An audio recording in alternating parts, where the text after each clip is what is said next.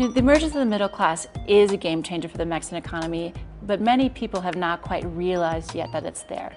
The middle class in Mexico is probably anywhere between 35 and 45 million people. This is a middle class much like our own. They have 2.2 kids on average, they have a house, they have a car or two, they send their kids to high school, they hope to send them to college, they have jobs in small or big companies, some of them are teachers or lawyers or doctors. They have many of the aspirations that we as a middle class have, and they have the same ones for their children. Mexicans have become much more educated, families have become smaller, you've seen more investment in children, investment in families, and there's more per capita income.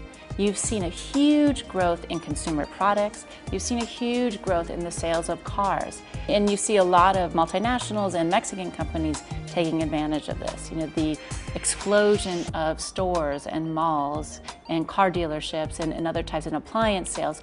This has really happened in Mexico over the last 15 years. The consumer options and opportunities have exploded, and companies are realizing this. The violence in Mexico right now is concentrated in 3% of the municipalities or the counties in all of Mexico.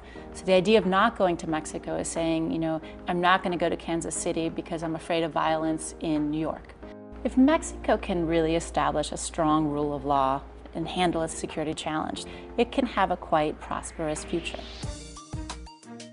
What encourages me most about Mexico today is when you go down and you talk with many average Mexicans, they have seen changes in their life between their fathers and their mothers in their life, and they expect changes between their life and their child's life that are very positive. And it's not just the anecdotal stories, but poll after poll shows that Mexicans really believe that their life is much better than it was before, and they expect their children's lives to be much better than before.